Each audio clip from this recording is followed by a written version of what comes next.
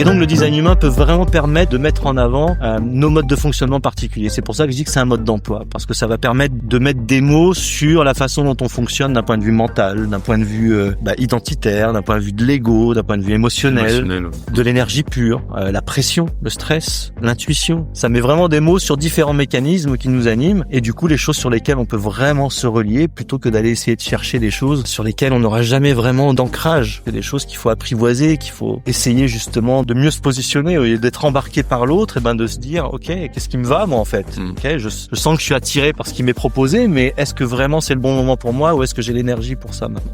Voilà, donc ça traite de tout ça. Qu'est-ce qu'être un homme aujourd'hui? Ces dernières années, la parole des femmes s'est libérée et affirmée, invitant les hommes à réévaluer leur place et leur identité dans un monde où les anciennes normes ne correspondent plus aux réalités actuelles. À présent, l'homme est encouragé à se questionner, à demander soutien, à exprimer sa sensibilité et à trouver un équilibre entre force et vulnérabilité. L'intention de ce podcast est d'élargir les horizons, de revisiter les représentations du masculin et d'offrir des perspectives pour mieux se comprendre et renforcer nos liens. Je m'appelle Loïc Gernot, je suis coach relationnel et j'accompagne les hommes à mettre des mots sur leurs ressentis, à exprimer leurs besoins et à affirmer leur singularité. Dans cette dynamique, je vous propose chaque jeudi de partir à la rencontre de personnalités inspirantes qui partagent leur parcours et leurs réflexions sur des thématiques variées autour de la relation à soi, aux autres et aux vivants. Un lundi sur 2, je vous invite également à découvrir un épisode spécial avec une femme qui nous offre son regard sur les masculinités ou avec une conversation entre hommes où nous explorons ensemble des sujets profonds et d'actualité. Si ce podcast résonne pour vous, je vous invite à le partager autour de vous, à le noter sur votre plateforme d'écoute préférée et à commenter les épisodes sur les réseaux sociaux ou sur Discord. Vous pouvez également soutenir sa production en contribuant à une cagnotte participative sur Tipeee. Enfin, pour ne rien manquer des futurs épisodes, des ateliers en ligne organisés dans le cadre du podcast, ou encore de mes accompagnements, vous pouvez également vous inscrire à la newsletter. Retrouvez tous les liens en description. Bienvenue sur Dom.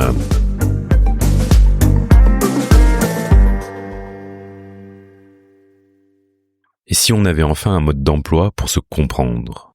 Et si mieux se connaître permettait aussi de mieux s'aimer et de mieux aimer. Entre suradaptation, quête de reconnaissance et difficulté à poser des limites, nombreux sont les hommes qui avancent sans repère clair sur qui ils sont vraiment.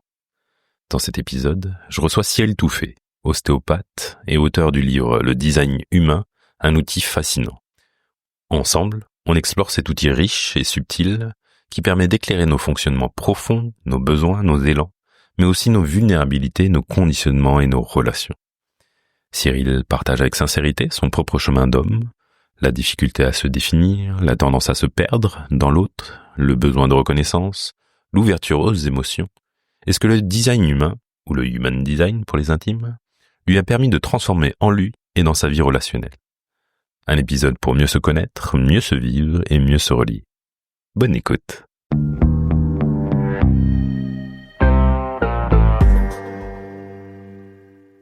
Salut Cyril. Salut Loïc.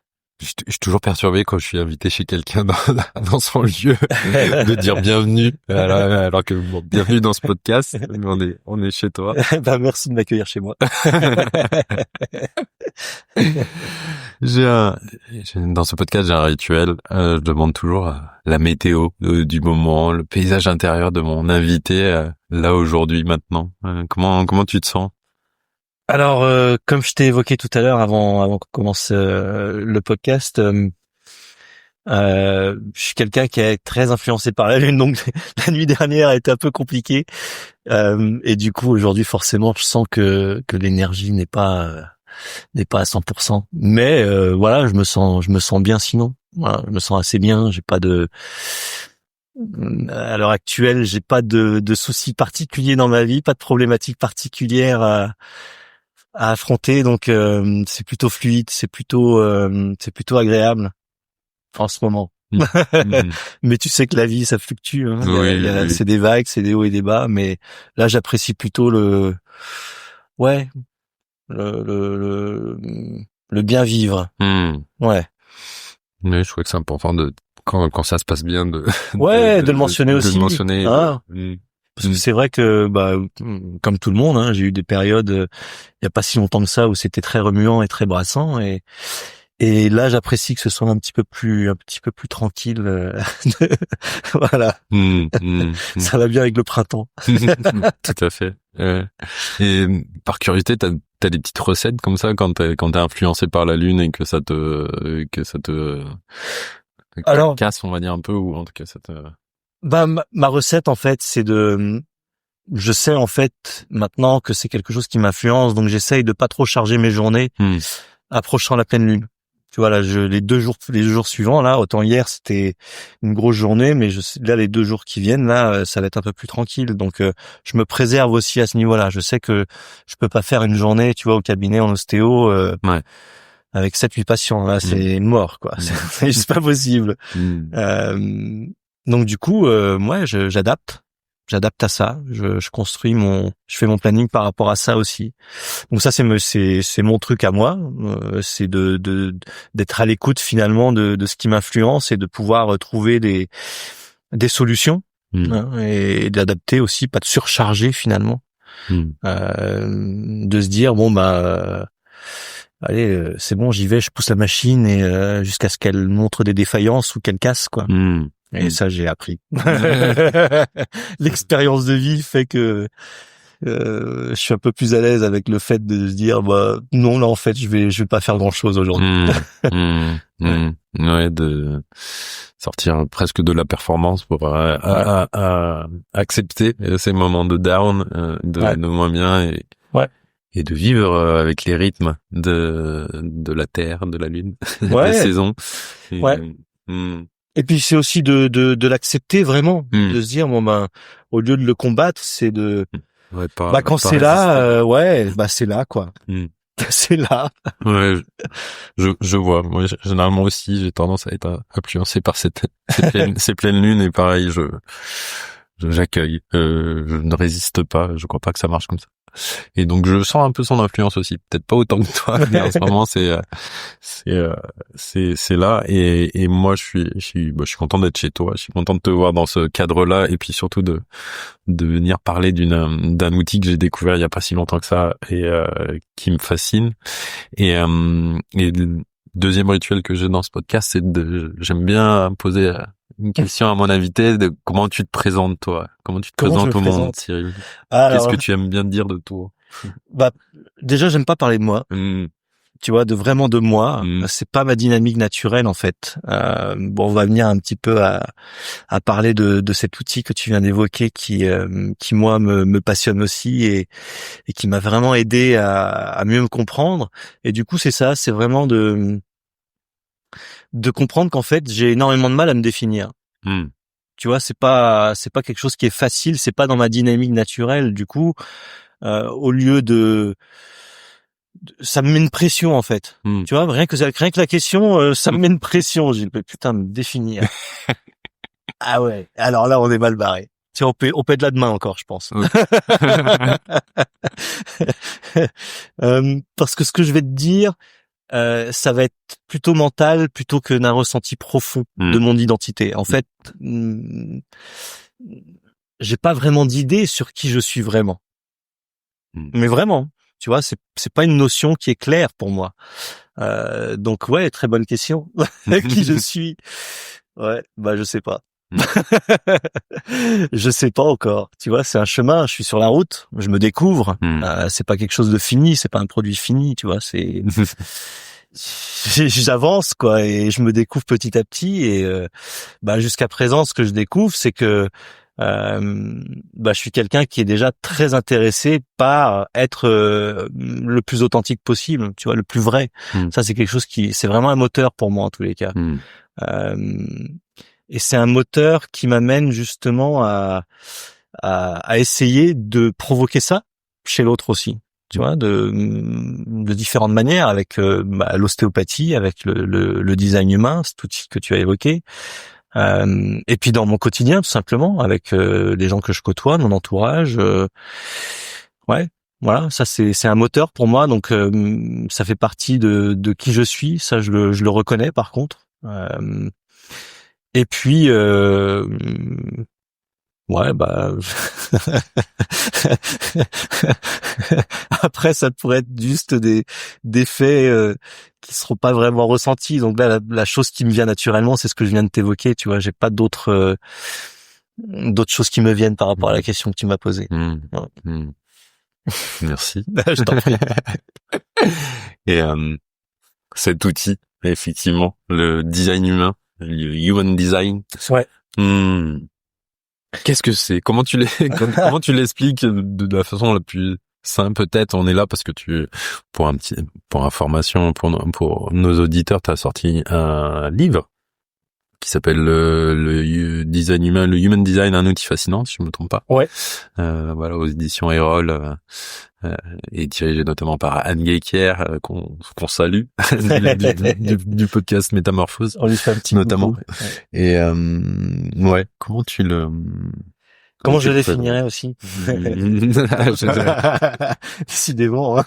Comment tu le présenterais? Comment t'as envie pour un enfant de demain qui connaît pas de lui expliquer ou quelque chose de... En faisant court et simple,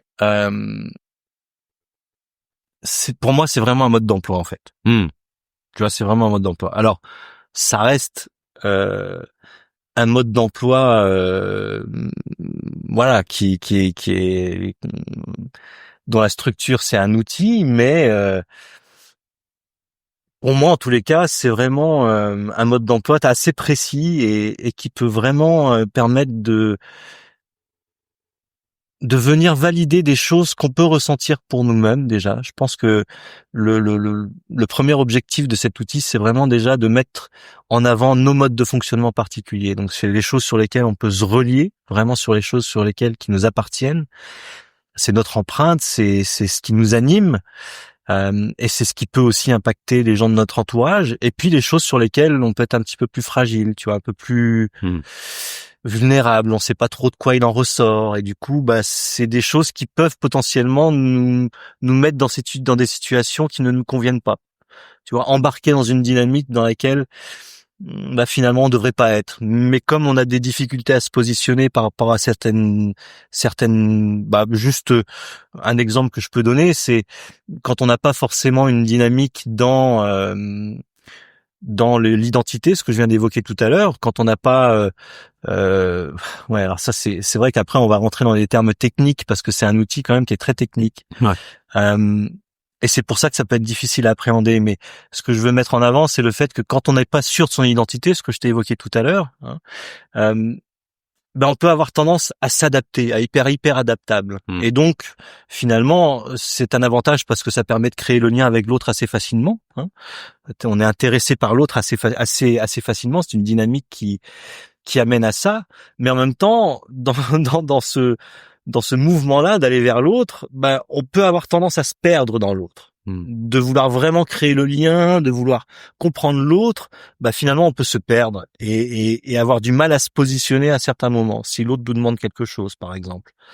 Donc moi j'ai eu cette hyper adaptabilité pendant très longtemps. Je me suis perdu dans cette hyper adaptabilité. Le premier exemple, c'est avec ma mère.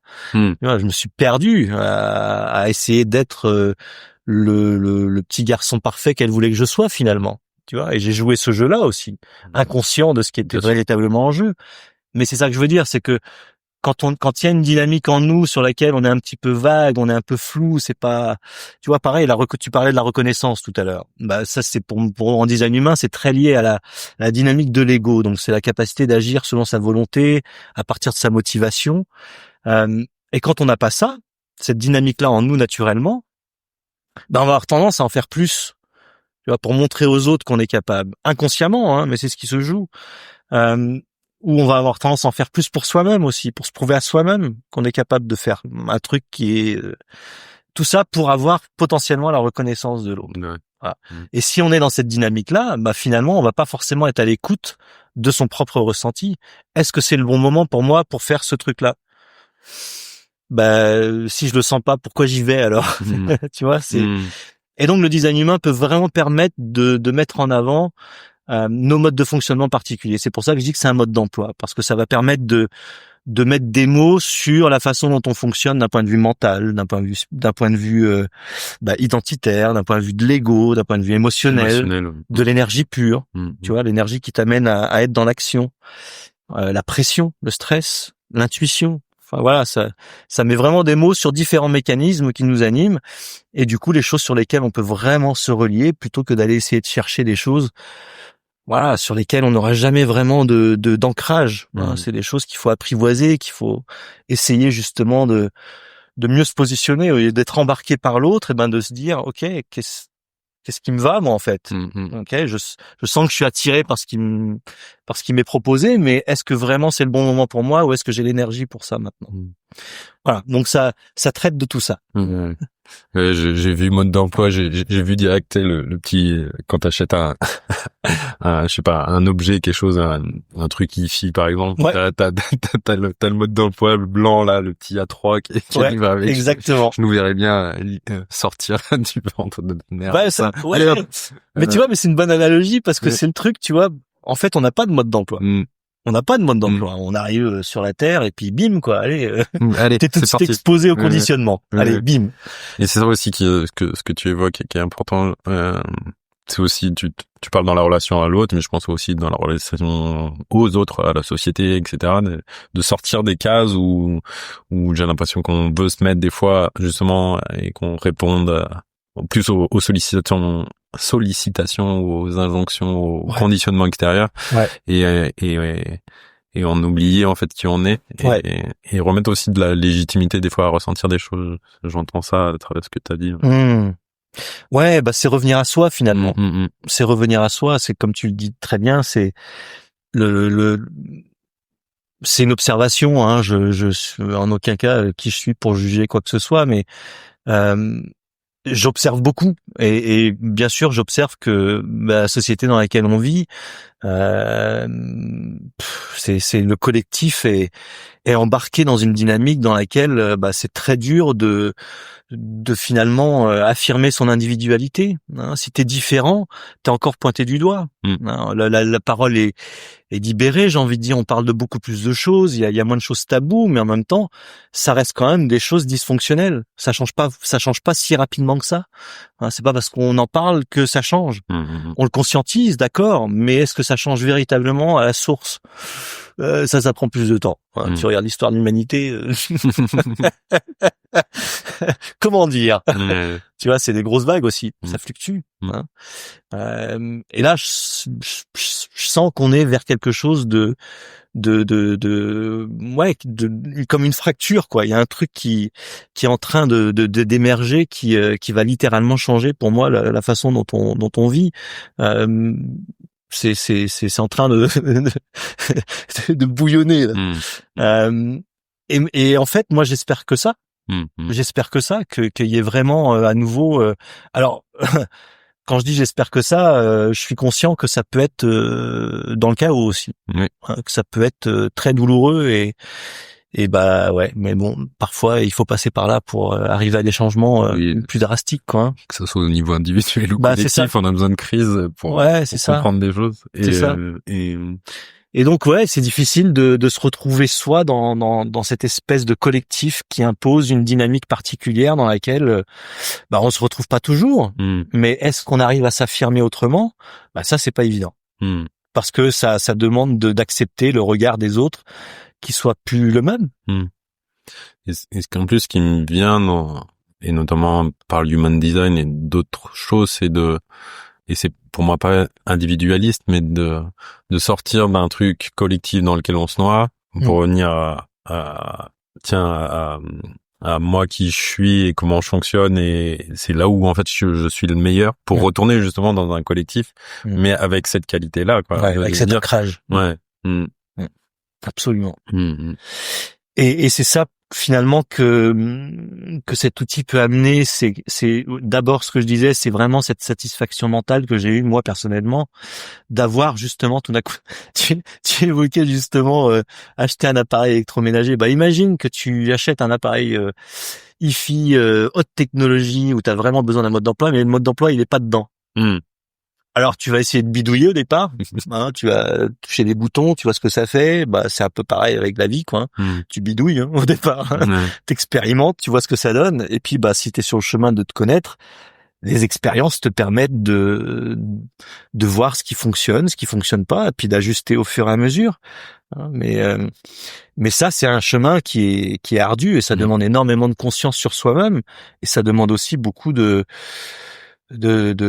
courage, j'ai envie de dire. Vraiment beaucoup de courage, parce que forcément ça impacte l'entourage, ça impacte les gens qu'on côtoie, et ça demande d'accepter que bah ouais, il y a peut-être des liens qui vont se briser, il y a peut-être des choses qui vont se passer qui seront moins agréables, mais on va certainement être beaucoup plus satisfait de notre positionnement, et c'est ça qui est un peu magique avec cette histoire de mieux se connaître. C'est bah ouais, on arrive à s'aimer un peu mieux en fait. Et c'est ça le problème de l'humanité pour moi, c'est qu'en fait l'individu ne s'aime pas. Je partage. L'individu ne s'aime pas. Et c'est d'essayer d'arriver à un peu plus de ça, quoi. Un peu plus d'amour pour soi-même, quoi. Ouais, tout à fait. Et que pour revenir à l'outil, tu t'en parles de façon très brève dans le livre, tu le présentes d'où il vient, parce que d'où vient cet outil.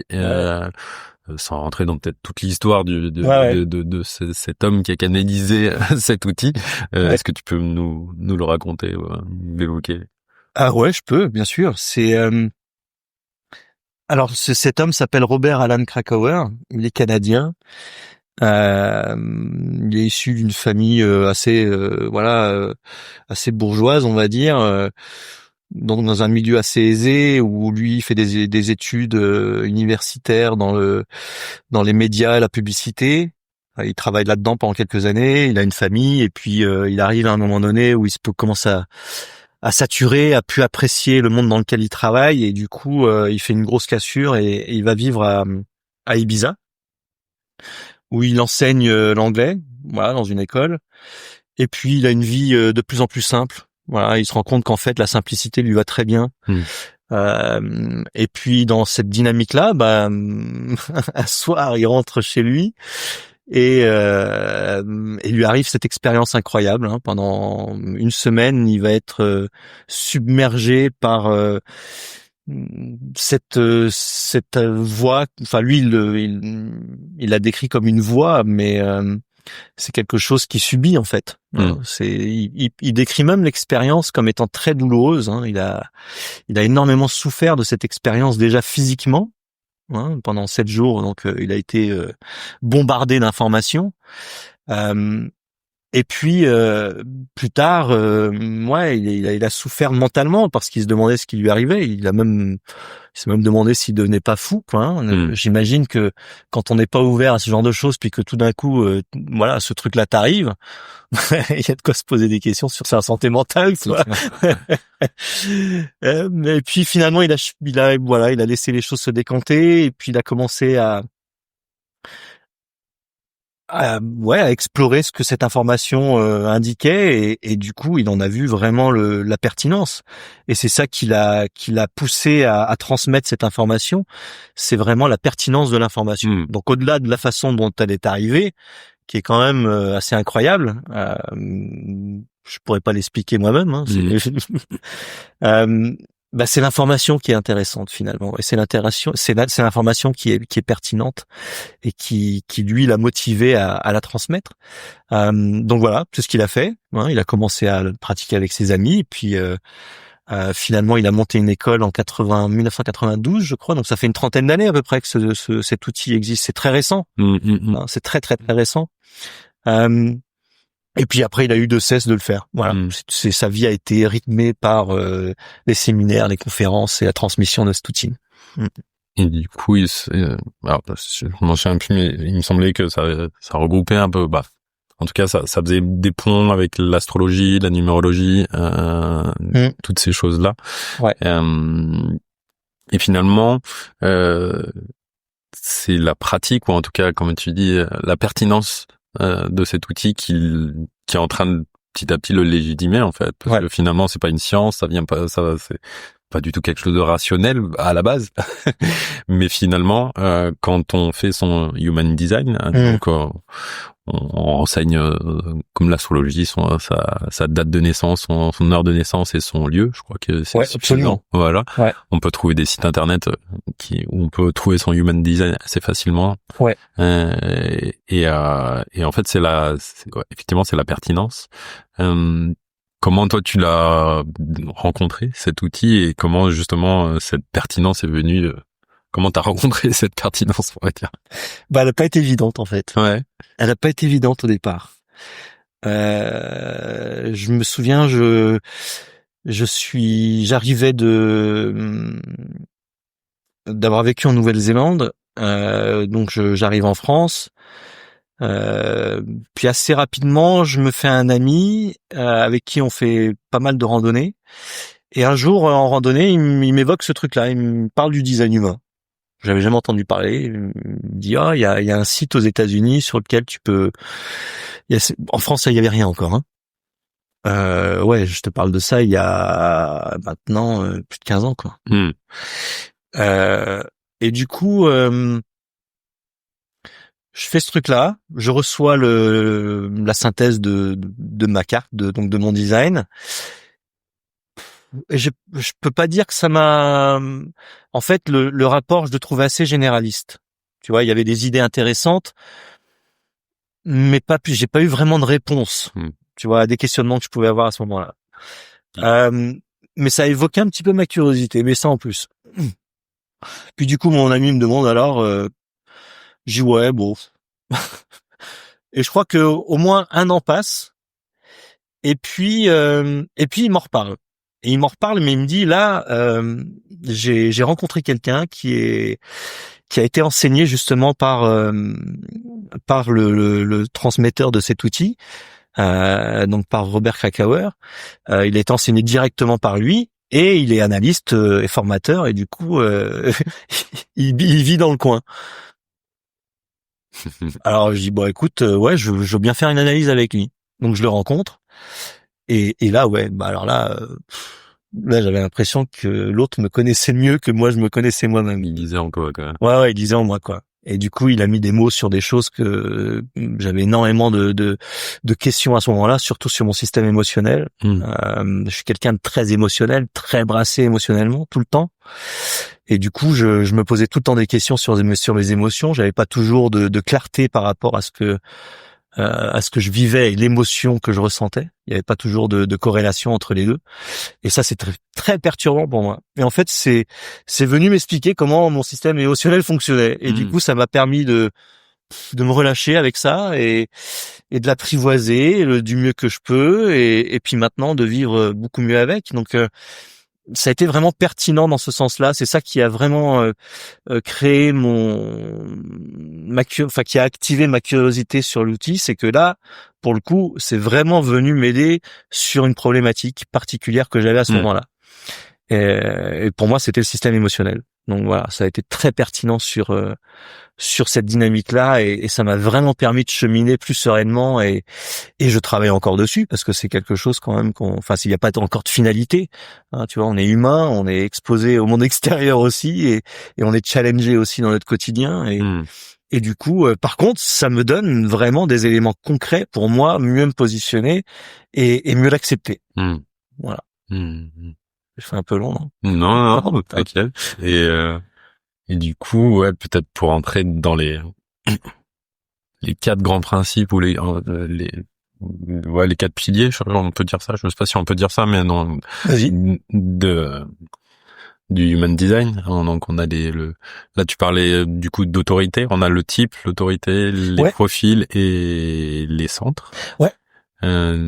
Sans rentrer dans tous les détails parce qu'on invitera ceux qui sont intéressés à les découvrir par eux-mêmes. Voilà, ton livre ou par d'autres moyens. D'autres biais. Ouais. Mais déjà ouais le type. C'est vrai que maintenant moi je suis très habitué quand je rencontre quelqu'un il dit t'es quel type toi? T'es générateur, t'es manifesteur. Ouais. Donc on a générateur, manifesteur, réflecteur et projecteur. Ouais. Donc, exactement 5 types différents. Donc c'est type énergétique, hein. Ouais, exactement. En fait, c'est vrai que, alors, j'ai déjà entendu ça, c'est-à-dire que ouais, c'est un outil qui met les gens dans des boîtes encore. Alors, j'ai envie de dire oui, c'est vrai qu'on peut commencer par des boîtes qui sont assez généralistes. C'est vrai que quand on parle de type, on n'est pas le seul à avoir ce type-là. Il y a des pourcentages par rapport au type justement qui sont accessibles. Donc, par exemple, générateur, tu vois, on sait que c'est 35% de la population après. Générateur manifesteur, c'est à peu près 35% aussi. Projecteur, c'est 20% à peu près. Donc voilà, on peut déterminer ça, mais ce que je veux mettre en avant, c'est le fait que oui, on peut avoir tendance à penser qu'on met les gens dans des cases encore, mais ce que j'aime à dire, c'est qu'en fait, la case que cet outil, enfin la case dans laquelle cet outil peut vous mettre, c'est une case unique en fait. Il y a que vous dedans. Alors on peut penser qu'au départ, oui, ça va être assez encore, ouais, toi t'es générateur, t'es ça. Mais en fait, c'est très réducteur de dire ça. Le design humain, ça comprend énormément de paramètres, et c'est ce que tu viens d'évoquer. Donc le type, oui, c'est un des paramètres, et c'est un paramètre qui indique justement la capacité énergétique que l'on peut avoir. Donc la capacité à être dans l'action, à fournir de l'énergie pour faire des choses, pour construire, pour bâtir, et ça c'est particulier aux générateurs et aux générateurs manifesteurs. Ce sont des gens qui ont énormément d'énergie. On les appelle des bâtisseurs, c'est pas pour rien. Il y a cette capacité énergétique dans la durée et dans l'intensité. Alors que les projecteurs, ce sont des personnes qui sont plus là pour guider. Tu vois, leur rôle, c'est plus de guider justement les générateurs lorsqu'ils rencontrent des obstacles, par exemple. Tu vois, ils sont dans une action, ils sont en train de faire des trucs, et puis là, on a peut-être besoin d'une expertise. Le projecteur peut être cet expert. Ce sont des gens qui sont très forts à trouver quelque chose qui les passionne, de devenir des experts dans ça, et du coup de partager leur expertise lorsqu'elle est reconnue et sollicitée. Donc ça, c'est le rôle des projecteurs. Donc énergétiquement, c'est pas des gens qui ont vraiment l'énergie pour être dans l'action, pour faire comme les générateurs. C'est vraiment plutôt des guides, des conseillers. Puis t'as le manifesteur qui est la personne qui peut vraiment initier, qui est là pour lancer des projets, embarquer les autres dans leurs projets.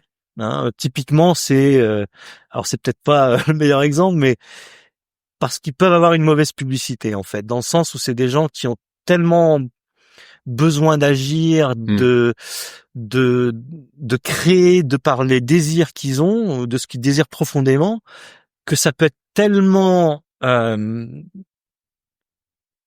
fort que c'est imposé presque à l'autre. Ouais. Tu vois, c'est un peu les politiciens. Dans le relationnel, j'imagine. Ouais, c'est pas évident. On oublie la relation ou la connexion au profit de ce désir qui est fort. Ouais, c'est ça. Tu vois, moi je désire ça.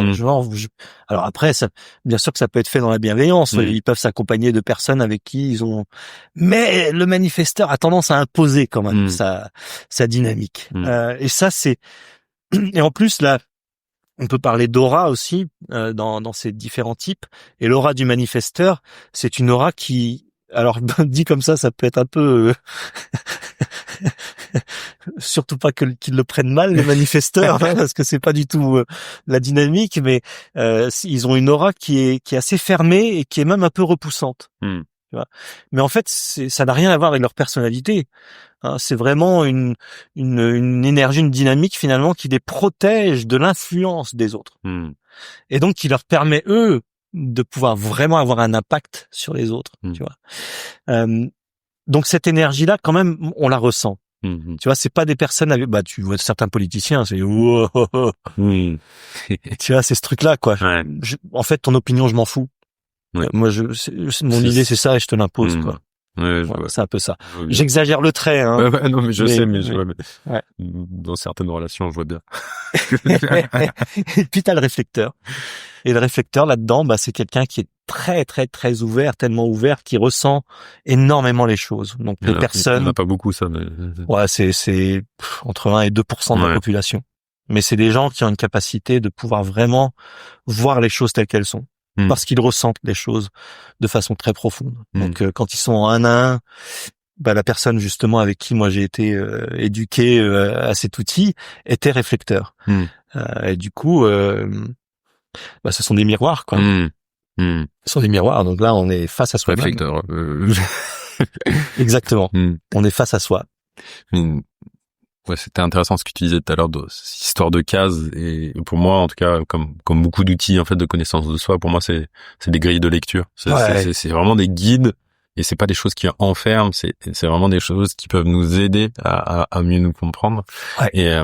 Et j'ai envie de rebondir du coup avec un des autres principes qui est l'autorité intérieure, parce que je sais que moi, tu l'as un peu évoqué à travers ton système émotionnel. Moi, je sais aussi, c'est quelque chose du coup qui est dans lequel j'arrive mieux à me driver, on va dire aujourd'hui, c'est-à-dire que j'ai une autorité émotionnelle. Ouais. Il y a différentes autorités, moi l'émotionnelle, où j'attends un certain moment avant de répondre plutôt que d'être dans une spontanéité qui serait pas bonne pour moi, quoi. Ouais. Mais de l'autorité, du coup, l'autorité intérieure, si tu devais un peu la résumer. Ouais. En fait, ce qu'apporte cet outil aussi, c'est une façon différente de s'engager. Tu vois, on a tous tendance à solliciter notre mental, et vraiment à peser le pour et le contre dans toutes les décisions et les choix qu'on a à faire. De revenir encore, quoi. Ouais, là, cet outil indique une façon d'être plus à l'écoute finalement de ce que notre corps nous indique. Donc là, tu évoques l'aspect émotionnel. Oui, pour certaines personnes, l'autorité intérieure, donc la façon la plus juste de t'engager, est liée à l'émotionnel. C'est-à-dire que c'est vraiment en respect de ce que cette dynamique-là fait pour toi. Donc, pour décrire un petit peu cette autorité intérieure, parce que hiérarchiquement c'est la plus élevée, donc quand on a ce centre-là d'activer, c'est le centre du plexus solaire, on a automatiquement cette autorité intérieure qui est émotionnelle. Et cette autorité intérieure, elle est très particulière, c'est la mienne aussi, parce qu'en fait, elle indique que oui, on ne peut pas être dans l'impulsivité dans les décisions qu'on a. Si on est impulsif, en fait, on va prendre une décision par rapport à une seule couleur. Tu vois, je m'explique. C'est que ce que fait en fait le système émotionnel, c'est que par rapport à un événement, tu vas avoir une émotion source. Okay, tu vas avoir une émotion qui va être créée par rapport à cet événement-là. Et puis, si tu laisses un petit peu de temps passer par rapport à cet événement-là, ton émotion, elle va avoir la possibilité de passer à autre chose. Donc, je sais pas, tu as un échange avec quelqu'un dit quelque chose, puis ça te met en colère. Le truc à pas faire, c'est de continuer l'échange dans la colère, parce que là, c'est vision tunnel. Hein. Toi, t'es dans ton truc, tu vois pas ce que l'autre veut dire. C'est très confrontant, quoi. C'est pas du tout productif. Mais c'est pas évident de se désengager de cette dynamique-là et de se dire, non, là, je suis dans la colère, je vais arrêter d'échanger. Parce que c'est très embarquant. L'émotion, elle est très embarquante. C'est pas évident à avoir ce recul ou à avoir cette distance avec quand elle s'engage, quoi. Moi, ça fait 15 ans que je travaille avec ça. Du coup, j'arrive de mieux en mieux à reconnaître quand je suis dans l'émotion et quand l'échange est dans l'émotion.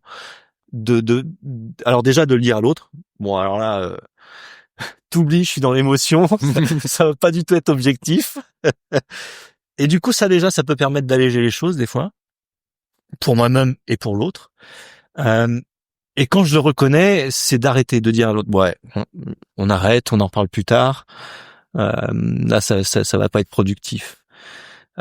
Mais c'est pas évident d'arriver à ça. Mais lorsque tu arrives en fait à ça, tu te rends compte que l'émotion va changer. Elle va passer à autre chose. Donc la colère que tu ressens initialement, elle va passer à quelque chose d'un petit peu plus léger. Tu vois, un petit peu moins colérique. Puis le soir arrive et puis c'est encore plus léger.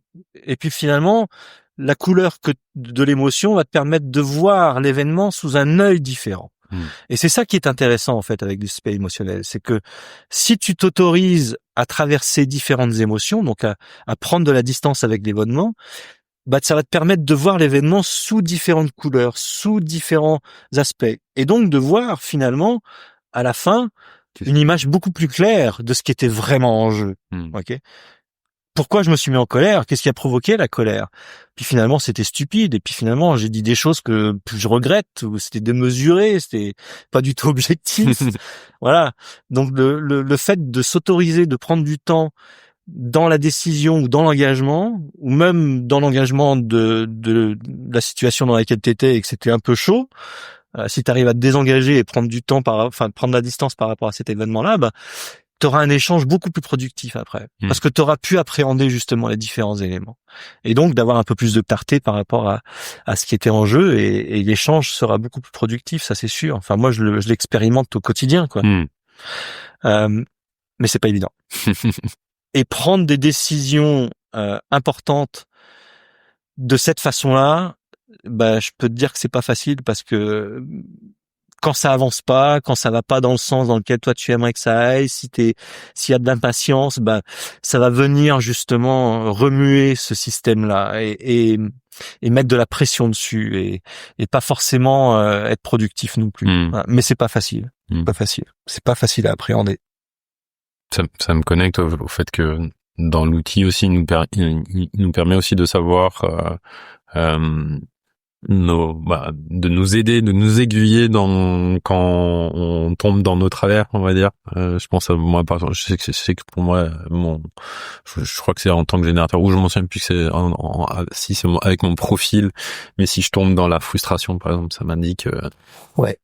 Alors en fait, il y a ce qu'on appelle le thème du non-soi aussi en design humain. Et le thème du non-soi, c'est vraiment c'est comme un baromètre en fait. Ce qui est conscient et inconscient. Là, ça t'indique plutôt, si toi tu ressens de la frustration, en fait, c'est que la situation dans laquelle tu es n'est pas alignée. Tu vois, si tu ressens de la frustration, c'est qu'en fait t'es pas aligné à toi-même, ou t'es pas dans une dynamique dans laquelle tu te respectes. Donc tu peux être dans tes peurs, tu peux être dans tes doutes, dans tes failles, dans tes questionnements, donc dans le mental. Et là, le mental, il peut partir dans tous les sens. Si tu le laisses faire, il part dans tous les sens. Et pour moi, c'est le premier travail que j'ai fait, c'est ça. C'est vraiment en conscience, observer ce à quoi mon mental attire ma conscience. Je fais vraiment la différence entre le mental et la conscience. La conscience, c'est l'âme, c'est l'esprit. Tu peux mettre le mot que tu veux. Mais c'est cette capacité de s'observer, et c'est la capacité d'observer les autres, d'observer les situations. C'est cette capacité que l'on a d'être passager, tu vois, de nous-mêmes quelque part. Alors que si on est dans le mental, là on va être dans des dynamiques dans lesquelles ça peut être très anxiogène, parce que ça va venir nous chercher sur nos peurs, nos failles, nos doutes, et puis ça, si on le nourrit, c'est pas très confortable. Et ça fait pas avancer en plus. Donc moi, le premier travail que j'ai fait, c'est vraiment faire face à mes peurs et à mes failles, et vraiment voir si elles avaient lieu d'être, si elles avaient de l'emprise sur moi. Pourquoi elles avaient de l'emprise? Vraiment, c'est de les regarder en face, quoi. Pas d'avoir peur de sa peur. Voilà, c'est ok, j'ai peur, mais pourquoi? Est-ce que tu vois, pour moi, c'est une des grosses peurs, c'était la peur de manquer matériellement. Terrible. Ça a été très anxiogène par moment, parce que justement j'avais pas, et du coup c'était vraiment très présent, et ça nourrit mon mental. Alors là, des peurs, pas dormir de la nuit, quoi. Mais du coup de regarder cette peur et de dire ok, au pire du pire, qu'est-ce qui peut se passer? Je sais que je serai jamais dans la rue en fait. Tu vois, je sais que j'aurai toujours quelqu'un qui m'accueillera au pire du pire, ou bref, tu vois, au pire du pire, c'est quoi? C'est mon ego qui va en prendre un coup? C'est ok, là j'ai pas réussi. En fait non, c'est pas une question de réussite ou d'échec, c'est juste que là je suis dans cette situation là, et puis voilà, il y aura des solutions, il y aura des choses qu'on peut faire. Tu vois? C'est de relativiser en fait, d'arriver à relativiser. Sortir des peurs du mental plutôt que de les nourrir. Et un des autres, même si on va peut-être pas rentrer dans les différentes autorités intérieures, on a donné un exemple avec l'émotionnel. Il y a les profils aussi. C'est ce qui m'est venu comme ça d'un coup. J'ai l'impression que c'est un peu comme des archétypes, tu vois. Ouais, un petit peu, ouais. C'est même c'est un peu comment mettre ça? C'est un peu le costume que tu peux porter.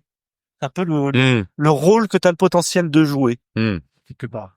Et du coup, ça amène c'est un petit peu comment comment les autres nous voient aussi et comment on a quelque part envie d'être vu en conscience.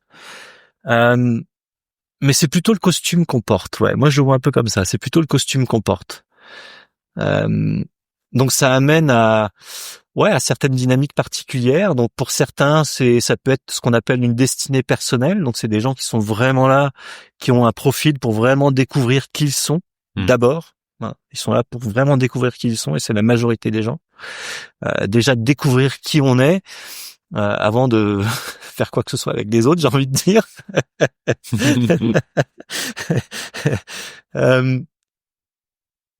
Et t'en as d'autres qui sont transpersonnels, donc ils sont là aussi bien sûr pour découvrir qui ils sont, mais dans l'objectif de transmettre quelque chose, d'être là dans le soutien à l'autre, l'aide à l'autre. Et ces dynamiques, ça déjà, ce sont des dynamiques qui sont très différentes. Moi, je suis transpersonnel, j'ai un profil 5-1, et ma compagne, elle a un profil 1-3 qui est personnel, et je vois vraiment cette différence. C'est-à-dire que je vois vraiment la différence dans elle est vraiment là pour elle. C'est-à-dire qu'il y a même si elle a pas justement l'ego en elle, elle va quand même faire les choses principalement pour elle d'abord dans cette dynamique. Même si elle est manifesteur du coup. Non. Non, okay. non, générateur manifesteur. Okay. Elle a les deux. Alors que moi, c'est vraiment dès le départ, je sens que c'est l'autre. Avant moi, c'est l'autre. Tu vois, quand je te disais que j'avais du mal à me définir tout à l'heure, c'est pas seulement parce que pour moi la dynamique de l'identité est floue et vague, c'est aussi parce que justement, dans mon profil, c'est qu'est-ce que je peux apporter à l'autre. C'est systématique. Dès que je suis en lien avec l'autre, il me demande rien, hein, même si l'autre ne me demande rien. Moi, je suis là à réfléchir à ce que l'autre me dit et s'il y a des problématiques ou des, voilà. Moi, je suis là à essayer de trouver la chose qui pourrait peut-être aider cette personne-là dans sa problématique. Et c'est systématique. C'est très rare qu'on me demande comment je vais. Ok. Très rare. Intéressant. Non, mais c'est vrai. C'est très rare. Même dans mon entourage. Les gens sont plus à me raconter leur histoire parce que c'est ma dynamique naturelle, tu vois. C'est dans le transpersonnel, il y a cet aspect-là. C'est que, je vais être plus facilement en lien avec d'autres dans le sens, qu'est-ce que je peux lui apporter? Alors que quand c'est une destinée personnelle, c'est plus, moi, comment je fonctionne, il y a plus d'intériorité, si tu veux. Pour moi, c'est plus dur d'aller à l'intérieur. C'est vraiment un travail, difficile pour moi d'aller à l'intérieur. C'est pas inné. Ok. Ouais. Donc déjà, sur les profils, c'est ça, tu vois, de reconnaître que c'est personnel ou transpersonnel. Et après, tu as des variations, il y en a 12 différents, donc tu as énormément de variations qui évoluent de ce qu'on appelle à l'investigateur. Donc ce sont des personnes qui vont explorer des sujets, des thématiques précises dans lesquelles ils se retrouvent, dans lesquelles ils aiment aller dans le détail, en profondeur. Tu as l'ermite, le 2. Et l'ermite, c'est quelqu'un qui a plutôt besoin d'introspection, d'être dans un univers, un environnement dans lequel il est à l'aise, il se sent bien, sa grotte, sa caverne, quoi, et dans lequel il peut explorer et faire ce qu'il a envie de faire. Donc énormément besoin de solitude. Puis t'as le 3, le martyr, qui est dans l'expérience. Présent. Tu vois, c'est l'expérience, encore. Quand ça fonctionne pas, ça fonctionne pas de cette façon-là, mais ça veut pas dire que ça fonctionnera pas. Donc c'est trouver des solutions, d'être des personnes très résilientes, des capacités à rebondir incroyables. Tu vois, la vie ne vous est pas donnée facilement. Ouais, j'ai bien vu. Tu vois, si tu te confrontes pas à la vie de toute façon, si tu restes plan-plan, la vie va venir te chercher. La vie va venir te chercher. Mais t'as cette capacité à rebondir. Donc du coup, tu vois, c'est des personnes qui sont ma compagne, elle a elle a le 3 aussi. Et je le vois, pour moi ça a été une force qui m'a fait avancer aussi, tu vois, qui m'a fait évoluer et pas rester plan-plan justement. Parce que moi j'aurais pu tendance à rester plan-plan. Cette dynamique-là, elle amène à avancer. Tu peux pas rester les deux pieds dans le même sabot, quoi. Alors là, si tu bouges pas, moi je me casse. Je m'en vais. Ciao. T'as poussé quoi. Mais pas dans le bon sens du consciemment. terme. Ouais. C'est sa dynamique. En mode d'être à côté de toi, d'allier. Exactement. Ouais, parce qu'elle est comme ça. Elle, si elle est dans une dynamique dans laquelle justement ça lui convient plus ou ça la nourrit plus, ah ben, elle va faire autre chose, quoi. C'est quelqu'un qui a fait, elle a été sage-femme, elle a été auto-entrepreneuse, elle a monté une association. Enfin, peut-être c'est. Ouais. Et c'est là où l'outil il est aussi intéressant, c'est dans nos relations en fait. Ouais. C'est de comprendre nos dynamiques relationnelles ou en tout cas comment mieux les vivre. Ouais. Si je me trompe pas. Ouais. Pour nous, ça a été. Alors, il y avait déjà cette volonté de toute façon de faire ce chemin ensemble. C'était notre choix. Mais du coup, on a beaucoup travaillé sur nous-mêmes et sur la relation. Et cet outil est venu apporter une autre dimension. C'est-à-dire que là, du coup, c'est vraiment venu valider des choses qu'on ressentait pour nous-mêmes et pour la relation. Et ça a permis de... Alors, les gens qui regardent la relation de l'extérieur, ils se disent, alors, ils dorment pas ensemble, ils font plein de trucs à l'extérieur où ils sont pas du tout ensemble. Mais en fait, ils voient pas les moments où nous, on est ensemble. Et les moments où on est ensemble, c'est vraiment qualitatif. C'est-à-dire qu'on fait le choix. C'est choisi, ouais. J'entends. Exactement. Ouais. Et le reste du temps, eh ben, on est dans notre propre dynamique individuelle. On n'est pas là à tout le temps à être qu'est-ce que je peux faire pour l'autre pour être aimé, tu vois. C'est ça le truc. Bah non, en fait, c'est je décide d'être avec toi là maintenant parce que j'ai l'énergie pour être avec toi là maintenant. Et du coup, c'est qualitatif, tu vois. Et le reste du temps, en fait, on fait nos trucs, quoi. Donc on dort pas ensemble parce qu'on sait qu'énergétiquement, bah c'est très perturbant. Donc on dort beaucoup mieux séparément. Et puis ça veut pas dire que la sexualité empathie, hein. Enfin, il y a pas que le lit pour faire l'amour, hein, j'ai envie de dire, hein. C'est, tu vois, c'est. Mais tout de suite, quand on parle de ça aux gens, les gens se disent ah ouais, vous dormez plus ensemble, ça va pas alors. Il y a un truc chelou. Ouais. Fait louche là. Tu vois. Bah en fait non, tu vois. En fait c'est pour nous c'est ressourçant de dormir séparément. Et du coup, on arrive le matin avec sa propre énergie, prêt à rencontrer l'autre avec sa propre énergie. Voilà. Voilà, c'est. Donc oui, ça a permis vraiment d'acter quelque part, d'acter les choses qu'on ressentait profondément pour nous-mêmes et de se respecter dans ces dynamiques. Bah ouais, ça a fait avancer la relation et ça l'a fait être ce qu'elle est, c'est-à-dire qu'elle dure. Elle dure quoi. Elle dure parce que on a fait ce travail-là et on est maintenant dans une relation dans laquelle bah on sait pertinemment que ça peut s'arrêter demain. Tu vois, c'est le fait, l'acceptation que, bah écoute, tu sais quoi, c'est ok quoi. Tu vois, il y a pas on prend pas le truc pour argent comptant quoi. On sait que la vie peut amener des choses et faire que bah ouais, ce qu'on a là maintenant, bah peut-être que demain on l'aura pas. Voilà. Et donc bah quand on est ensemble, bah et décide d'être ensemble, bah c'est d'apprécier ces moments-là et voilà. Donc oui, pour moi, et c'est ça, je trouve qui est intéressant pour moi aussi avec le design humain, et c'est là où évolue justement ma pratique entre guillemets. C'est vers ça justement. C'est vers comprendre comment on fonctionne et ensuite faire ce qu'on appelle une carte relationnelle, c'est-à-dire voir les dynamiques qui sont en jeu lorsqu'on est ensemble avec l'autre. Voilà, et voir comment bah ces dynamiques-là nous influent et comment on influe l'autre et comment on peut mieux se positionner par rapport à l'autre et du coup avoir une relation qui soit beaucoup plus saine quoi. Et ça m'intéresse. Ouais. Je trouve ça très intéressant effectivement pour comprendre comment de l'avoir expérimenté moi-même. Ouais. Tu vois, c'est ça le truc, c'est que maintenant j'ai le recul suffisant pour pouvoir observer ce processus-là et voir ce que ça fait finalement.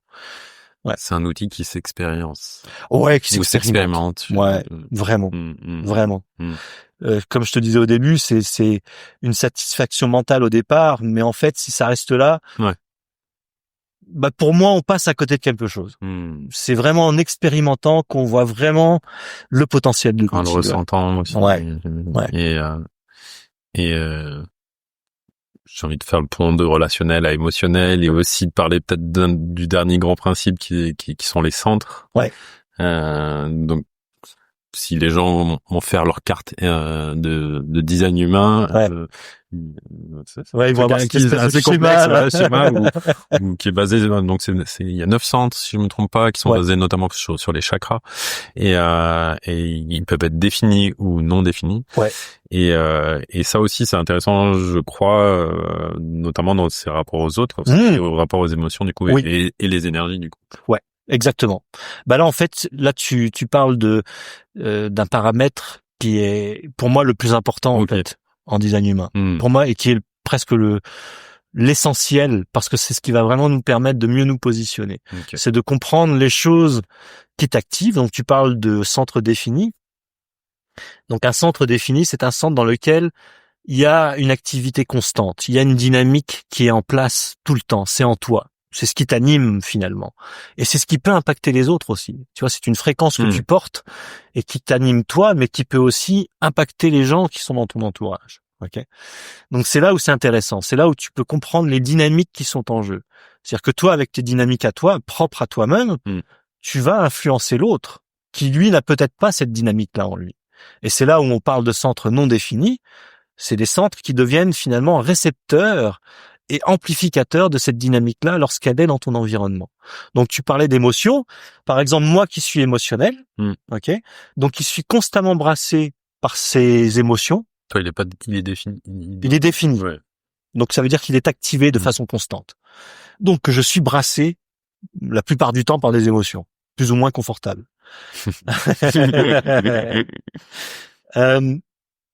Mais du coup, mes deux enfants, qui ne sont pas, eux, définis émotionnellement, ont été très impactés par cette dynamique-là, quand je la gérais pas. Et donc, alors maintenant, ils ont 25 ans et 18 ans, donc ils ont compris pas mal de choses par rapport à ça, parce qu'on en a beaucoup discuté aussi. Mais mon fils en particulier, qui lui n'a aucun filtre, donc il a une particularité supplémentaire, c'est qu'il n'a aucun filtre à cette dynamique-là, il la reçoit de façon brute. Pour lui, c'était très impactant dans le sens où, en fait, quand on en a discuté par la suite, il comprenait pas, en fait, que moi, je faisais comme si tout allait bien, alors qu'en fait, il ressentait mon état émotionnel. Et c'est ça qui se passe, en fait. Pour les gens qui ne sont pas définis dans cette dynamique-là, alors ça veut pas dire qu'ils n'ont pas d'émotion, hein. Mais ça veut juste dire que pour eux, c'est beaucoup plus confortable quand ils sont seuls. Vraiment. Tu vois, ils ont cette capacité à ne pas être brassés émotionnellement quand ils sont seuls. Par contre, dès qu'ils sont en lien avec les autres, et bah c'est un être humain sur deux qui est défini émotionnellement, donc autant te dire que c'est partout dans ton environnement, hein. C'est mon fils, c'est quelqu'un qui est très impacté par son environnement émotionnel. Et s'il comprend pas qu'en fait, quand il est en lien avec d'autres et que tout d'un coup il est submergé par une émotion, s'il comprend pas que cette émotion ne lui appartient pas, il peut avoir tendance à mentaliser cette émotion-là et du coup à s'identifier à une émotion qui n'est pas la sienne.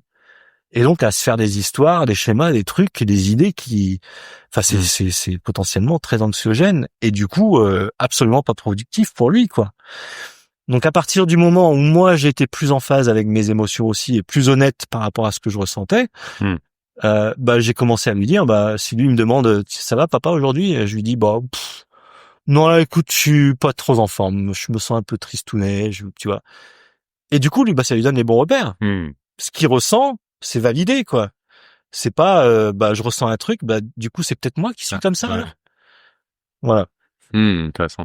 Donc du coup les dynamiques des centres, lorsqu'elles sont définies, il faut comprendre que c'est ce qui nous anime et ce sur quoi on peut vraiment se relier, et on doit faire confiance à ces dynamiques-là plutôt que d'aller chercher justement à remplir quelque chose quelque part, tu vois, ou à combler un vide lorsque c'est pas présent en nous. Et ça, c'est exprimé par les centres qui ne sont pas définis. Donc les centres qui ne sont pas définis, c'est une dynamique qui va être très floue, très vague pour nous. Tu vois, on parlait tout à l'heure du centre de l'ego et la reconnaissance. Quand on n'a pas ce centre-là de défini, on va avoir beaucoup de mal à définir sa valeur. Tu vois, la valeur, l'impact que j'ai sur les autres. Très difficile à déterminer. Tu vois, moi, en tant qu'ostéopathe, qui n'ai pas cette définition-là, ça fait plus de 30 ans que je pratique. En fait, rien que le mot valeur, je sais même pas ce que ça veut dire. Vraiment, je sais pas ce que ça veut dire. Alors, je sais ce que je fais parce qu'avec l'expérience, bien sûr, que je ressens des choses et je sais ce que je fais peut potentiellement avoir un impact, mais je ne peux pas le mesurer. J'ai aucune idée de l'impact que j'ai sur l'autre. C'est l'autre qui me l'indique. Donc le danger dans cette dynamique-là, c'est de faire pour avoir la reconnaissance de l'autre. Tu vois, et c'est inconscient, hein. C'est complètement inconscient. Jusqu'au moment où tu conscientises cette dynamique-là. Et là, pour moi, maintenant, c'est, OK, de reconnaître quand c'est assez. Tu vois, d'arrêter d'en faire des caisses, d'arrêter d'en faire plus. Même si, tu vois, même en parlant là, je sens que c'est ma tendance. Ouais. C'est ma tendance. Et ça, je peux pas l'éliminer. OK, j'en ferai toujours plus. Mais tu le sais. Mais je le sais, et je peux, je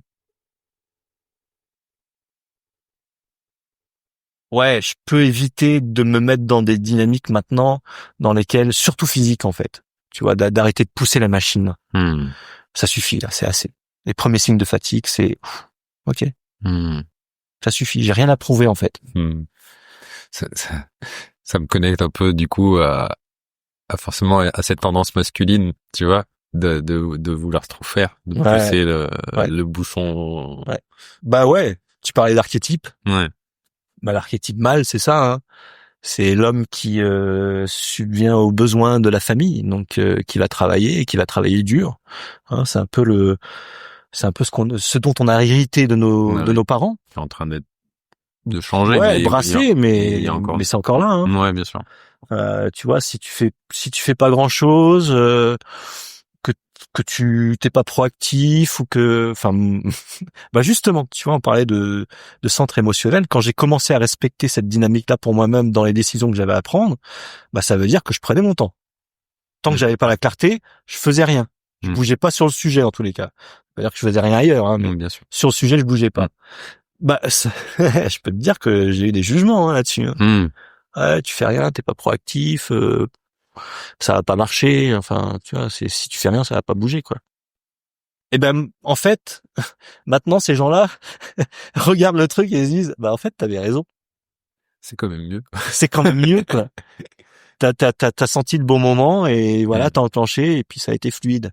Plutôt que d'enclencher un truc dans lequel tu vas forcer, tu vas pousser et puis tu vas rencontrer de la résistance et puis bah si c'est pas fluide, pour certaines personnes, c'est à reconnaître que c'est peut-être pas la bonne direction. Je dis bien pour certaines personnes. Bien sûr.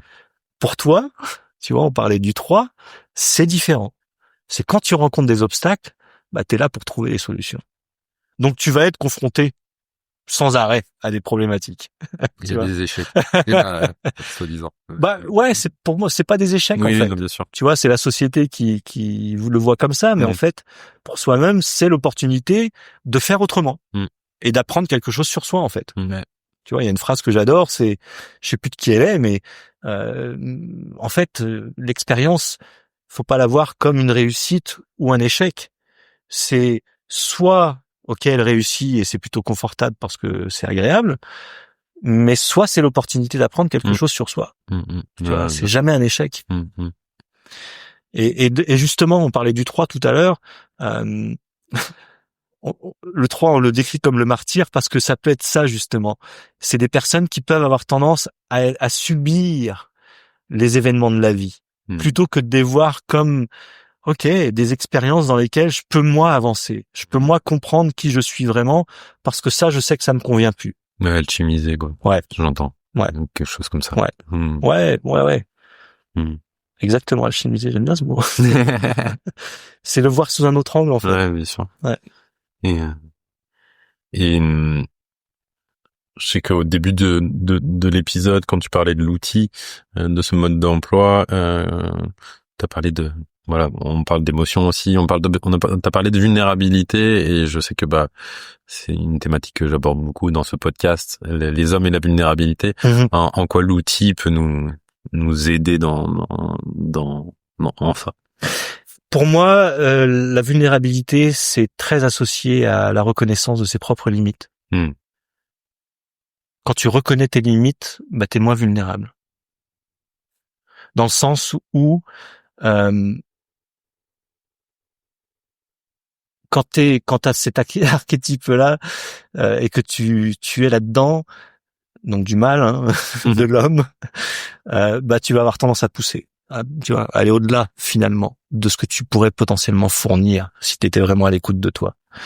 J'en connais plein des hommes comme ça, qui font 2-3 métiers différents, qui sont tout le temps à l'extérieur, qui sont jamais à la maison, qui connaissent peut-être même pas leurs enfants. Tu vois, c'est ça en fait, c'est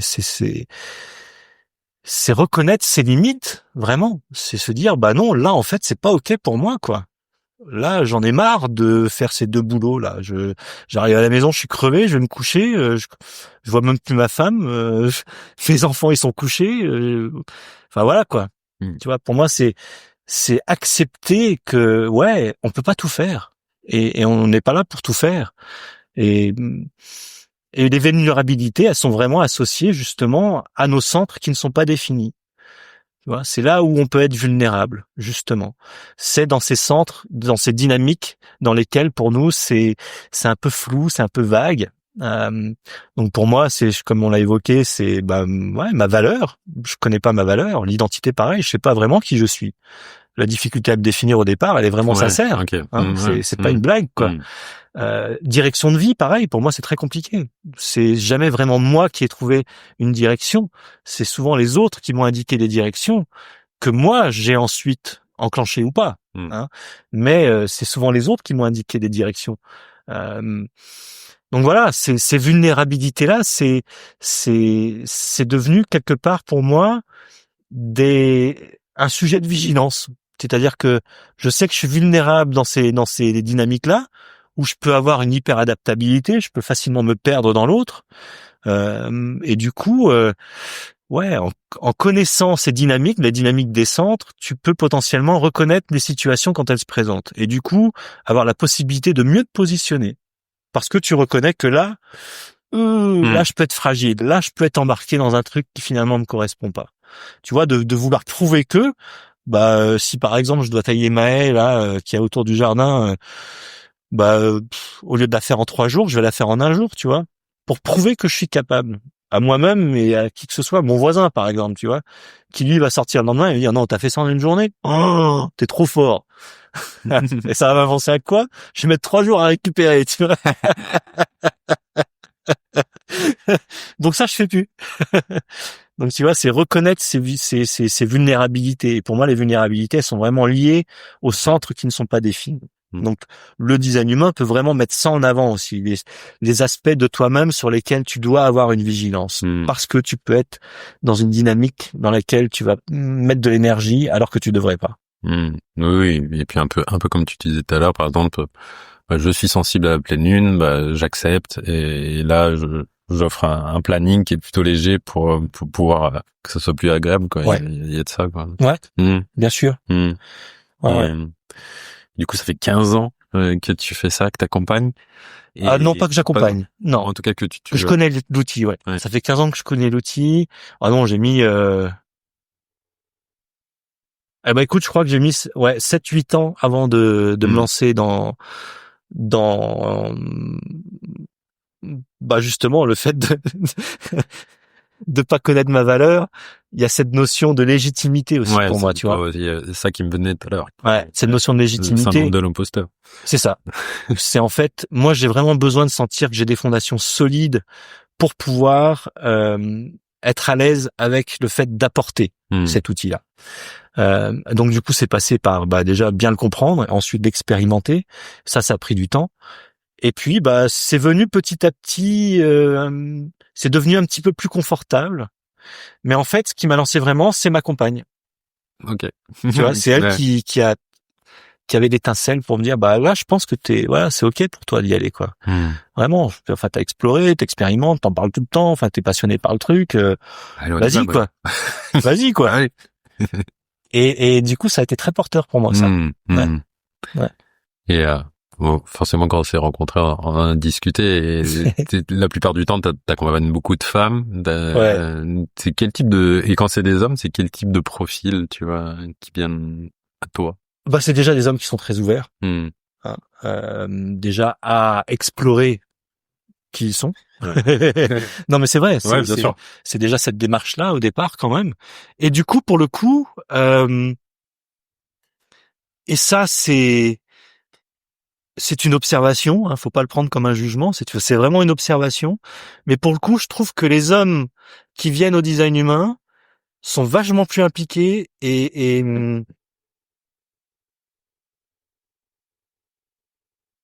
utilisent et investissent l'outil vachement plus facilement. Alors que les femmes, oui, c'est le plus gros volume de mes consultations. Je vais pas te cacher, c'est plus de 90%. Ça parle. Hein. Et ben en fait, dans ces 90% là, je veux pas dire de conneries, mais parce que c'est très difficile de le dire sans avoir de chiffres précis, mais à la louche comme ça, je pourrais te dire que ouais, s'il y a entre 10 et 20% qui sont vraiment investis dans le truc, bah c'est déjà énorme. Le reste des femmes qui viennent à ça, c'est de la curiosité. Et purement de la curiosité. Ah tiens, ça peut être intéressant ce truc. Parce qu'en fait, je trouve les femmes ont dit qu'elles sont vachement plus orientées à comprendre et à trouver des outils pour évoluer, pour avancer. Mais en fait, je pense qu'à la base, il y a tellement de conditionnements, pour le coup, qui les chapeautent, qui les enferment, qu'elles ont beaucoup plus de mal finalement à sortir de ça. Et du coup, elles vont avoir tendance à chercher des réponses extérieures plutôt que de faire le travail intérieur. Alors que l'homme qui vient à ça, ben en fait, il est déjà dedans, quoi. Oui, tu vois, c'est conditionné à passer à l'action. Ouais, exactement. Et aussi, surtout, il y a déjà une démarche avant ça. Tu vois, c'est-à-dire que c'est pas tout d'un coup le design humain. Je vais mieux me connaître. Non, il y a déjà une démarche avant dans lesquelles, voilà, ils ont découvert des trucs, ils sont ouverts à des trucs et du coup, ouais, il y a cette espèce de capacité à comprendre et à investir l'outil, ouais, beaucoup plus facilement, beaucoup plus rapidement. Mais ils sont peu nombreux. Mais ça m'étonne pas. Ça m'étonne pas parce qu'en fait c'est une tendance que j'en discutais dans un podcast avec une femme là que j'ai invité, Sarah Salomé, et on en discutait où j'avais cette impression en fait et c'est vraiment par nos conditionnements, hein, je dis ça avec toute la douceur du monde, mais que je constate, j'ai l'impression qu'en fait il y a beaucoup de femmes qui s'ouvrent à beaucoup d'un tas de pratiques, mais effectivement, on pas forcément le pousser, peut-être par justement ces conditionnements. Là où il y a peu d'hommes qui font le taf, qui s'ouvrent à ça, mais par contre quand ils y vont. Ce qui peut avoir malheureusement des petites dérives, mais en tout cas c'est un constat, c'est une vision aujourd'hui à ce temps-là, à ce moment-là. Oui, et puis c'est en toute bienveillance, tu vois, oui, voilà, je pense que comme tu le dis, c'est les conditionnements sociétaux qui font que bah ouais, ça peut être parfois plus compliqué pour une femme de véritablement s'assumer dans qui elle est. Ouais, clairement. Ouais.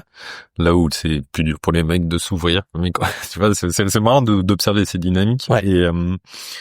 Et ce qui nous a connecté aussi au-delà que je suis venu te voir pour une séance d'ostéopathie. Ouais. Et d'être intéressé aussi par d'explorer avec toi le design humain. C'est que t'as participé à des cercles de parole d'hommes en Nouvelle-Zélande. Alors si je ne me trompe pas. Ouais. Alors en France aussi. Hein. Ouais. J'en ai fait quelques-uns en France aussi. Mais surtout en Nouvelle-Zélande, ouais. Ouais, surtout en Nouvelle-Zélande parce que c'était vraiment le cadre s'y prêtait finalement. Puis moi j'étais prêt à ça aussi. Hein, comme je te disais au tout début, pour moi c'est pas quand j'ai commencé à cheminer avec moi-même et donc à essayer de me découvrir un petit peu mieux, j'ai utilisé différents outils. Hein. J'ai fait un peu de chamanisme, j'ai fait un peu d'énéagramme. Enfin, j'ai exploré différents outils. Mais véritablement, je pense que le cercle d'hommes est vraiment venu. Ouais, à un moment où j'avais, justement, mon épouse à ce moment-là était sage-femme et du coup elle est passée par une phase très féministe. L'enseignement de sage-femme, c'était vraiment remettre la femme à sa place et reprendre les pleins pouvoirs, surtout dans la naissance, bien sûr. Et du coup, j'étais confronté à ça. Et du coup, moi, ça m'a amené justement à explorer ma masculinité. Tu vois, à me dire ok, c'est quoi mon positionnement par rapport à ça justement. Ok, je vais essayer de découvrir ça. Et puis il y avait des cercles d'hommes qui étaient à disponibilité pas loin de chez moi. Et du coup, pour moi, ça a été très chouette parce que déjà j'ai rencontré des hommes qui étaient déjà dans la même dynamique que moi. Tu vois, donc pas des hommes où non, je vais pas le dire. Si, ok. C'est comme tu veux.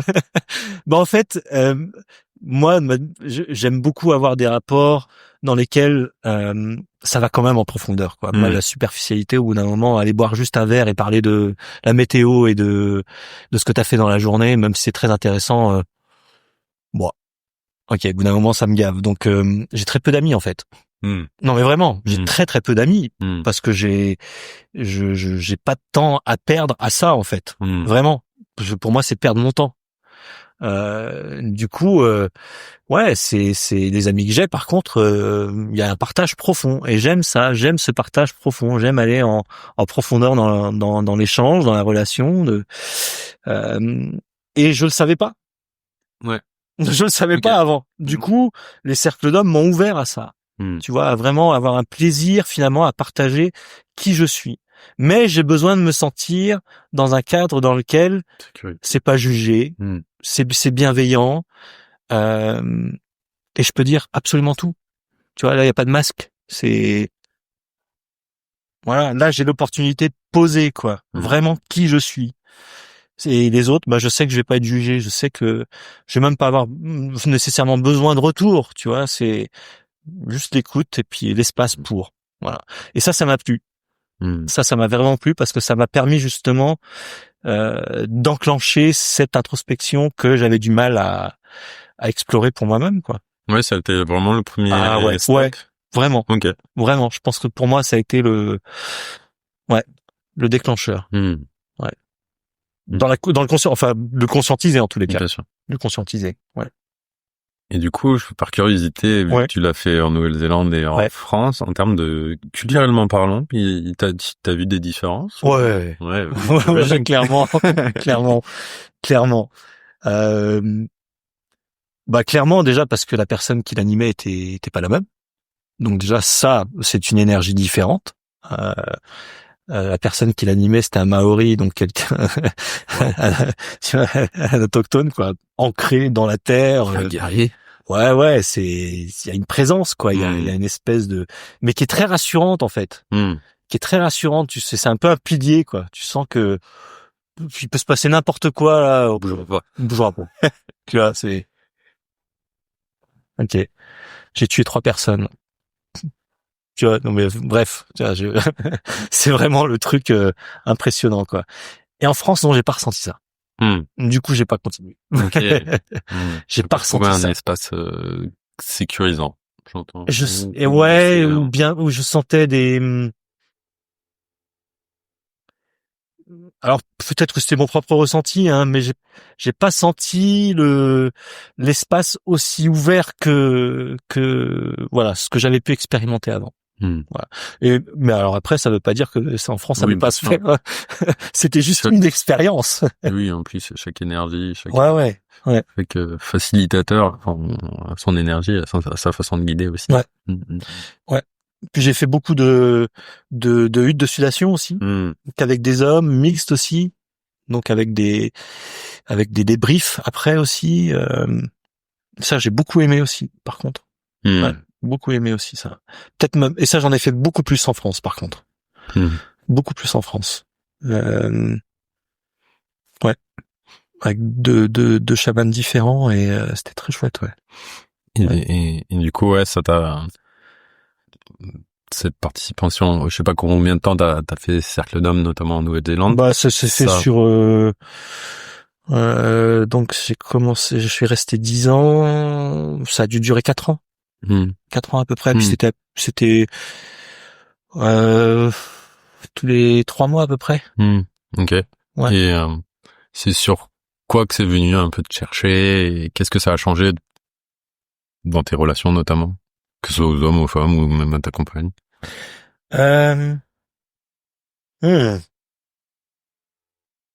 Waouh, c'est moins clair ça par contre. C'est moins clair. Sur quoi c'est venu me chercher? Je pense qu'une des premières choses sur lesquelles c'est venu me chercher, c'est justement la capacité de pouvoir parler de moi. De t'affirmer. Ouais. De parler de moi, quoi. De libérer ma parole, entre guillemets.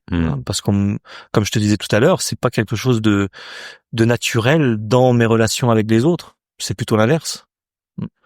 Donc de me dévoiler quelque part, ça a été très compliqué au départ. Vraiment. Ça n'a pas été quelque chose de facile.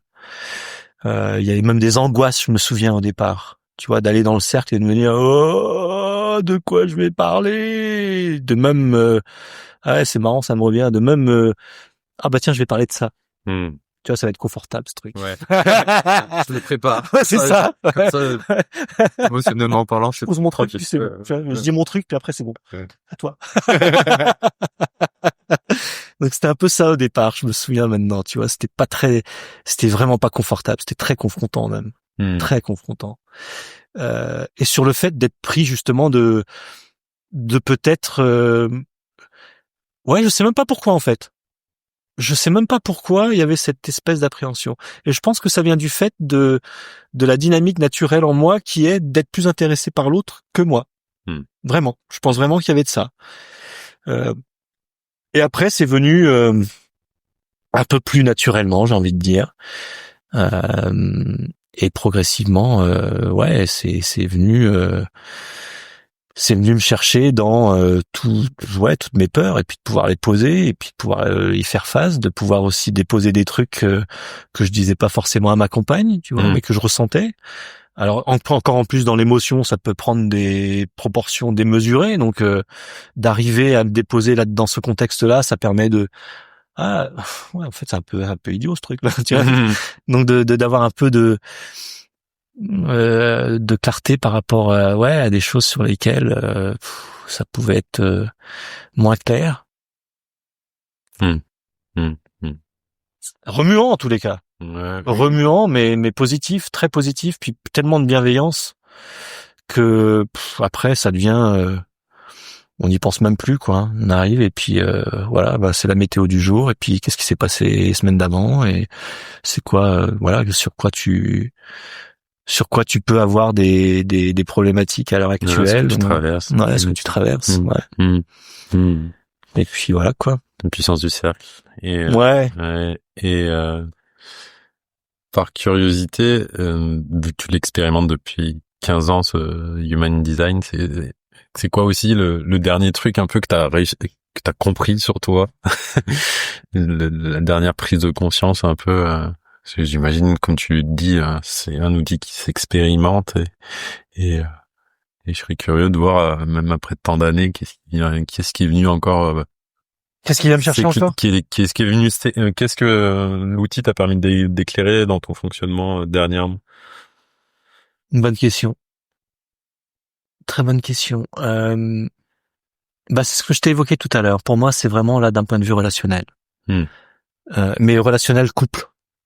Tu vois, c'est pas juste le relationnel à l'autre. Et c'est ça c'est ce sur quoi j'étais plutôt axé jusqu'à présent. Donc c'est l'individualité et le relationnel aux autres par rapport à ton individualité.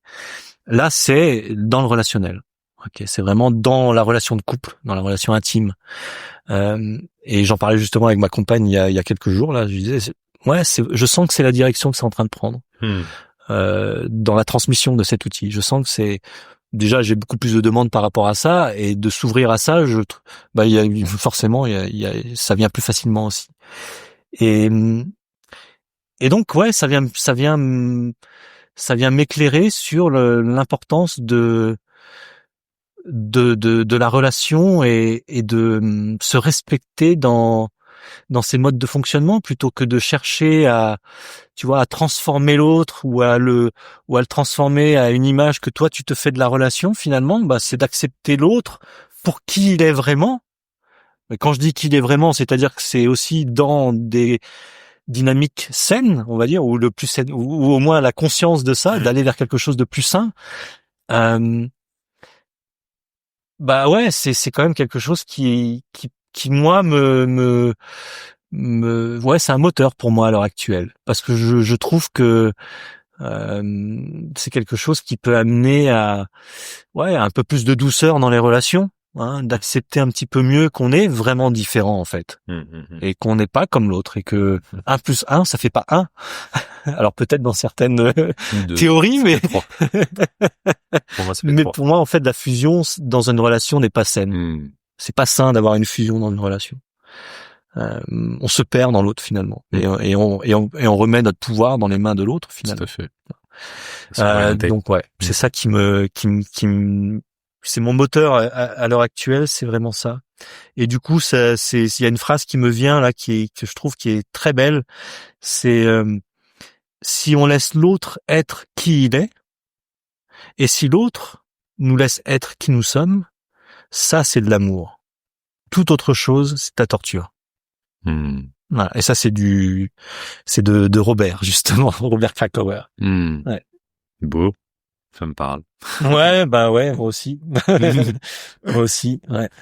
On arrive bientôt à la fin de cet échange. Merci. Et là, si quelqu'un devait s'ouvrir au human design, ce serait quoi tes premières recommandations? Ouais. Alors, et je ne dis pas ça pour qu'ils viennent vers moi, hein, parce que on est quand même plusieurs dans ce domaine-là maintenant, donc je dis pas ça pour ça, mais c'est quand même un outil qui est pas évident à appréhender par soi-même. Ouais. Donc c'est bien d'avoir un support. Donc déjà de peut-être voir les premières. Voir les premières impressions. Déjà si ça vous parle vraiment, parce que c'est pas pour tout le monde. Hein. Voilà, on résonne à différents outils à différents moments dans la vie. Donc voilà, c'est un outil parmi tant d'autres, et c'est peut-être pas l'outil qu'il vous faut maintenant. Mais si ça résonne, moi je conseille vraiment alors peut-être d'acheter un livre dans ces cas-là, et puis d'explorer de cette façon-là, ou de se faire aider tout simplement en ayant une consultation avec quelqu'un qui peut avoir une analyse approfondie de votre design. Ça peut être aussi aidant dans le cheminement de l'exploration de cet outil. Mais en tous les cas, c'est déjà voir si ça résonne, quoi, si ça parle, hein, parce que c'est pas évident. Et puis si ça résonne pas, il y a d'autres outils, il y en a plein d'autres. Et puis si ça résonne, ouais, c'est de se faire aider, de se faire accompagner au départ, c'est quand même important, parce qu'on a besoin de bien comprendre l'outil pour pouvoir expérimenter avec après. Ouais. Oui, pour avoir consulté, c'est un outil complexe, très riche, très riche, et il y a plein de choses qui viennent s'entrecroiser, des dynamiques, et mais ouais, quand on est curieux, c'est assez passionnant. On peut se perdre là-dedans aussi. Clairement. Et merci, super, merci. Et du coup, pour petit rappel, ton livre est donc disponible aux éditions Erol, je sais pas comment on dit, Erol, ouais. Erol. Le Human Design, un outil fascinant. Tu fais des consultations sur Bayonne, dans le Pays Basque où on est, mais aussi en ligne pour ceux qui seraient intéressés. Et puis voilà, je crois qu'on a tout dit.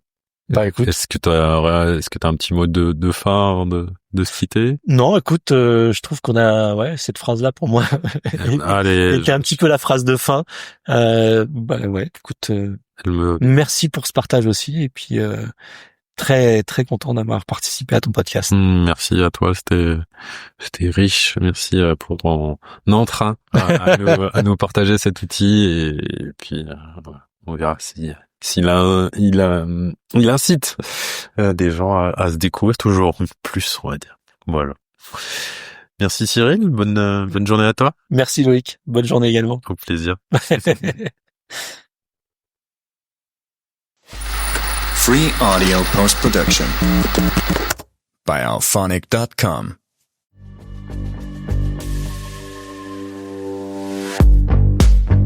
Merci d'avoir écouté cet épisode. Si vous avez aimé, n'hésitez pas à en parler autour de vous, ainsi qu'à le partager sur vos réseaux sociaux. Vous pouvez aussi donner une note sur votre plateforme de podcast préférée. Enfin, si vous avez des suggestions, des remarques ou encore des idées d'invités, n'hésitez pas à m'envoyer un message via le site domahome.fr ou encore sur Instagram, domahome podcast tout attaché. À bientôt pour un nouvel épisode.